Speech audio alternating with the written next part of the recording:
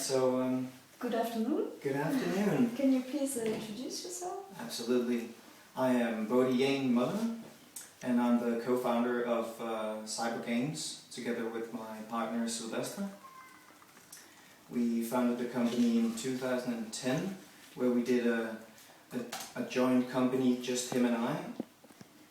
Afterwards we found NoCap as a facilitator for creative people, and we were so lucky to get a short investment. Within 100 days we had to create a product, and with that product in hand and some more we did on our own, we went to Ellen and to Cat Science to see if the products we've made would be up to their standards and if they wanted to invest even further within the company. And so we rearranged the company and did a bigger, what is called a APS. What is an APS? That's it's not a shareholders company, but it's a limited company. It's a limited company, but not a. So you have different type of companies within Denmark, and that's the what you might call regular structure of a smaller company. Right. And for how long time ago did you ask for your first financial support? When was that? That was last year in February. And can you explain a bit what kind of product you're developing, the video game? So the video games we create are a bit different, and our strategy is a bit different than other kind of products which is focused on one thing.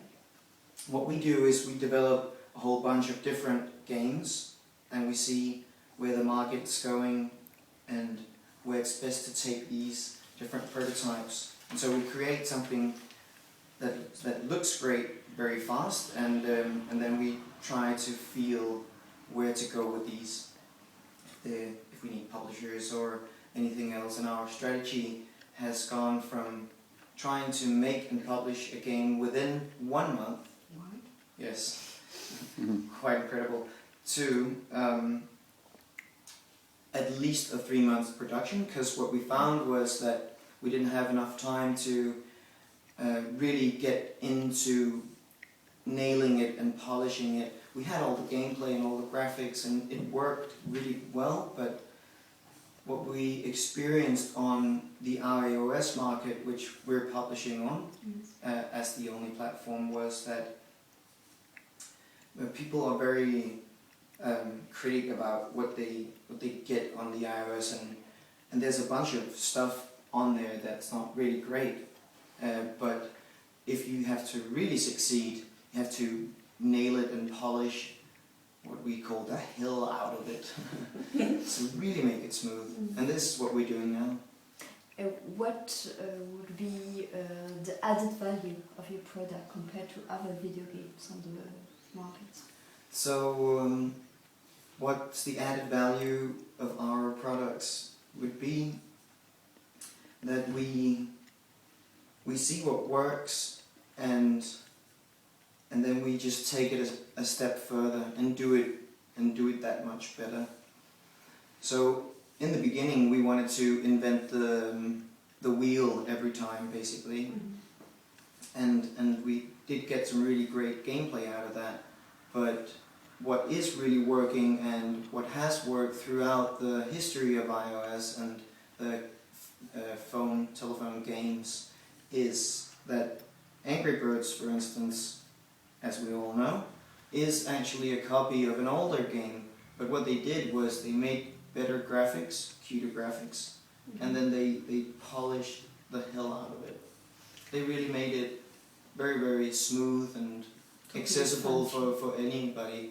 And this is what we're doing basically now, is we're taking a classic gameplay and doing a couple of different twists on it, and then we'll make even more beautiful environments and graphics and different things that you can buy in the game, and like expand the whole concept. coming back to the financial support you got, what would be your main challenge in the future, money wise? Do you need another funding? Well, when I just came back from San Francisco and GDC, and I was looking for funding, but it depends, you know.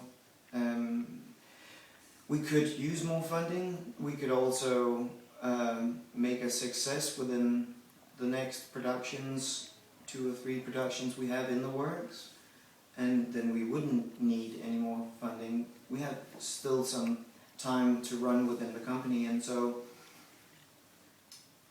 for us personally, we would like not to have investors come in, because what we actually want is, you know, to create our own vision and not have too much mingling. And luckily what CAT does is, if they believe in the people behind the product, they'll believe that, you know, the products will also work. And so it's not too much mingling. Of course there will always be some mingling, but if we had some very big investor come in and, you know, throw millions and millions, they would dictate what we had to do. So the most important is to be independent. Independent. Yes. And what about your product? What do you still need to get your final fine-tuned product you've been mentioning earlier? It's basically been something we've had to gather, not from our own skill sets, but something we've had to seek from other places. So sorry. Yep. And so what we did was, the game that we were making at the moment is, we found another company that's really great at monetizing their games, and it's not as if they do extraordinary gameplay as such, but they're just very, very, very good at, you know, getting the most out of the products that they make. And this has been a great experience for us, because it's learned us a whole new, different skill set, basically. It gave us great contacts, and so... Right. Thank you very much. You're very welcome.